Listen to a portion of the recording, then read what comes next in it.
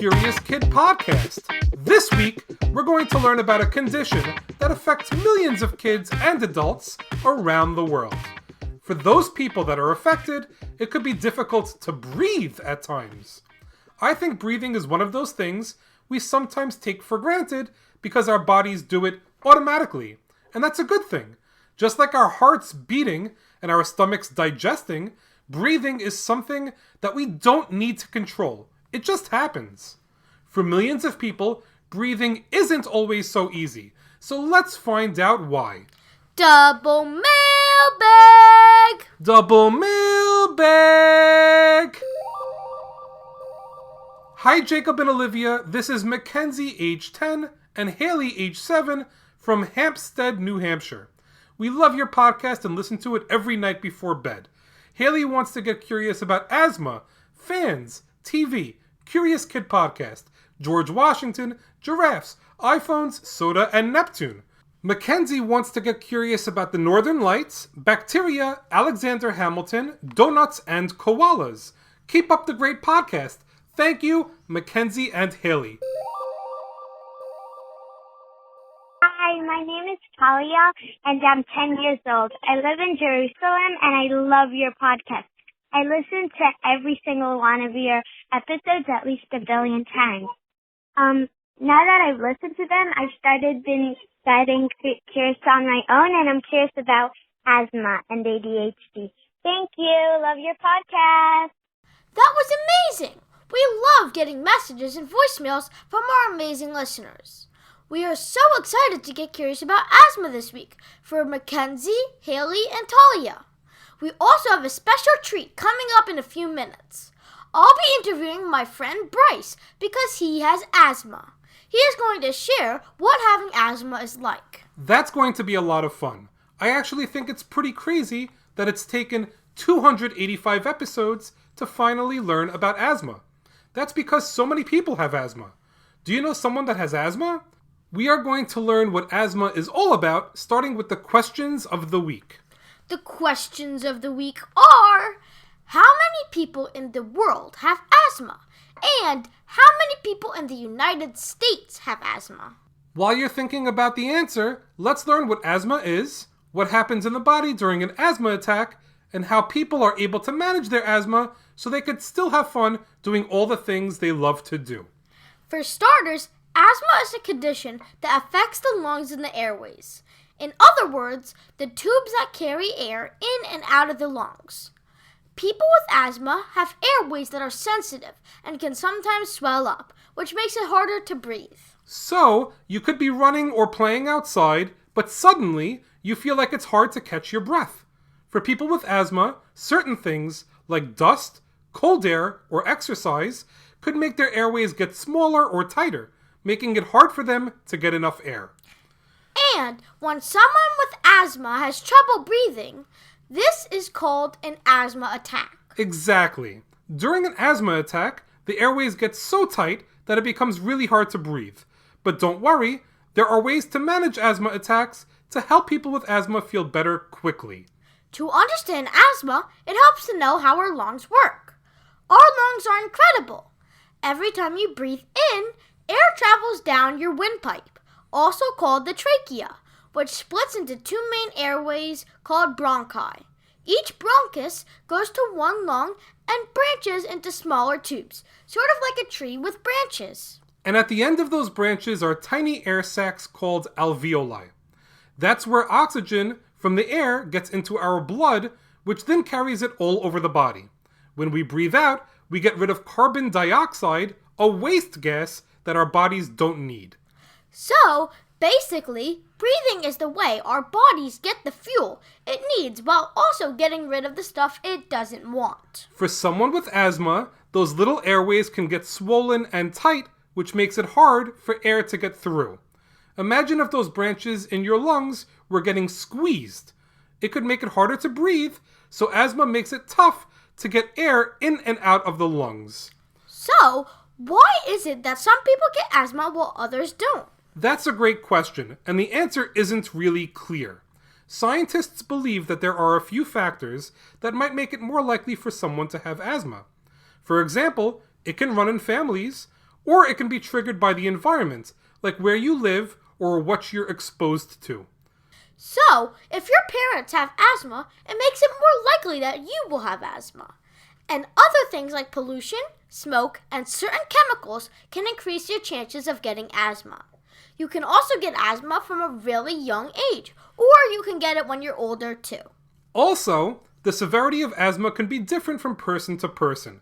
Some people might have mild asthma that doesn't bother them much, while some people might have more severe asthma that requires the use of medicine to help keep it under control. Let's talk about what happens during an asthma attack and about a common type of medication that asthmatics use to help control their asthma. Great idea! During an asthma attack, the airway gets tighter than usual and more mucus is created. The mucus is thick and sticky, and it makes it harder for air to pass through. That makes it harder to breathe. It's kind of like trying to drink a thick milkshake using a straw. You might have trouble getting the milkshake through the straw, especially if the straw isn't wide enough. The straw gets all clogged up. What happens during an asthma attack is similar. Exactly. The tightness and mucus make breathing really tough during an asthma attack. Sometimes an asthma attack can lead to coughing or wheezing, which is kind of a whistling sound. Thankfully, there is something called an inhaler, which is very helpful during an asthma attack. It's a device that sprays medicine right into the airways. When using an inhaler, it can provide relief from asthma attacks within seconds. Inhalers are really amazing and very effective. Many asthmatics keep an inhaler with them just in case they have an asthma attack. Another key thing for asthmatics to do is to realize what triggers their asthma and try to avoid those things. People can have different asthma triggers, and they can include cold weather, dust, smoke, pollen, pet dander, strong smells, certain foods, and more. If people are able to identify their asthma triggers and try their best to avoid those things, it can help prevent asthma attacks from happening in the first place. Asthma doesn't really go away, so finding a way to manage asthma is really important. That way, people with asthma can continue doing the things they love. There are different medicines that can be taken every day to help prevent asthma symptoms. That way, you don't have to wait to have an asthma attack to use an inhaler. Many people also put together something called an asthma action plan with their doctors, which is like a personal guide on how to avoid asthma triggers and also what to do if you feel the symptoms of an asthma attack. Even though asthma doesn't really go away once you have it, it can get better or worse as you get older. The good news is that people with asthma are always getting better at finding good ways to control their asthma that works best for them. Asthma doesn't have to limit you. Some of the best athletes ever have had to deal with asthma. English soccer superstar David Beckham, Olympic diver Greg Louganis, Olympic figure skater Christy Yamaguchi, and Pro Football Hall of Fame running back Emmitt Smith are a few examples of elite athletes that all struggled with asthma while they were dominating their respective sports. This episode is brought to you by Progressive Insurance. Do you ever think about switching insurance companies to see if you could save some cash? Progressive makes it easy. Just drop in some details about yourself and see if you're eligible to save money when you bundle your home and auto policies. The process only takes minutes, and it could mean hundreds more in your pocket. Visit Progressive.com after this episode to see if you could save. Progressive Casualty Insurance Company and Affiliates. Potential savings will vary. Not available in all states. Speaking of athletes, here comes baseball, basketball, soccer, and swimming superstar Noah to share 5 facts you need to know about asthma. Take it away, Noah! Fact number 1. The ancient Egyptians also had asthma. When they wrote about it, they called it breathless disease. They even tried to find natural remedies for it.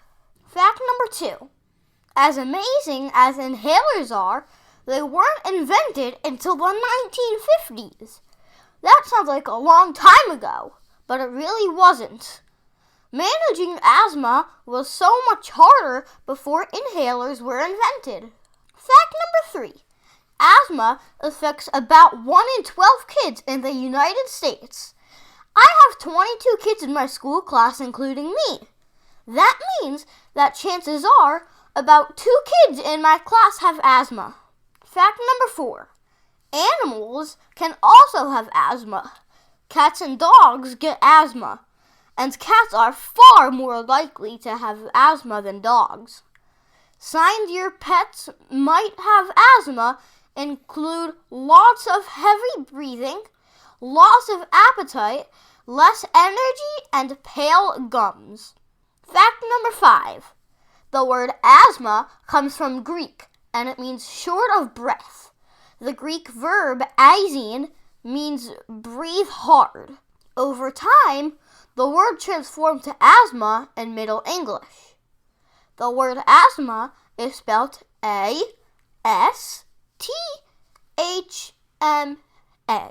Nice job as always, Noah. All right, folks, we are super lucky to have Olivia's friend Bryce live in the podcast studio to tell us what it's like to have asthma. Bryce goes to the same school as Olivia, and some of their favorite things to do together include riding bikes around the neighborhood and fishing.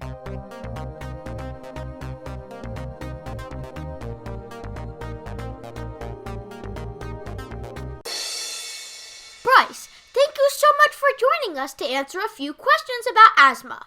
Can you tell our listeners a bit about you? My name is Bryce. I like to play sports. I'm 10 years old. I also like to play the saxophone, and I'm good at math. I love to play video games and go biking with my friends. I also love to go on vacations to islands. That's awesome! We are into so many of the same things. When did you find out you have asthma? When I was a baby, because I would get sick a good amount, and I would have a hard time breathing. We would also have to go to the hospital and doctors a lot. But over the years, my asthma has got better since when I first had asthma. Are there any activities that make your asthma worse? Usually if I run too much or if I play sports too hard, I can start having problems breathing. But I play basketball and it doesn't bother me too much anymore. But one time I was playing basketball during the summer and I was running a lot earlier that day. So when I was playing, it was hard for me to breathe. And I had to go home early from the game and I got pretty sick and threw up. But it also affects me when it is too hot or too cold outside.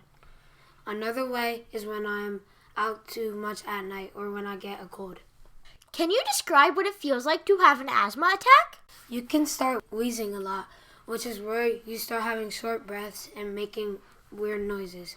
You can also start coughing so much that it hurts your chest, and you need to take a lot of medicine, such as treatments. What do you do to help yourself feel better when your asthma acts up? I take medicines like albuterol, Brio, and treatments. But if it gets really bad, I have to take this steroid called prednisone. I also go to the hospital if it gets out of control. But if not, I usually just lay down and drink drinks such as orange juice, ginger ale, and water. The thing that I usually eat the most is soup. Making sure you control your breathing is important as well. Bryce, we are so happy that your asthma is not as bad as it used to be. And also that you are able to do everything you love while being able to manage the asthma too. Thanks a million for answering all those questions.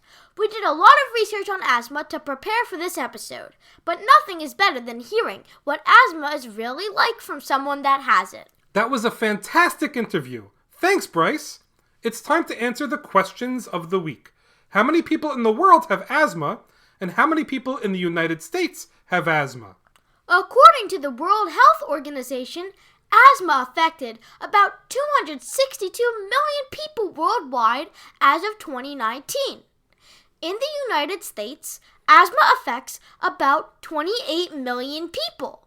The prevalence of asthma is different in different parts of the world.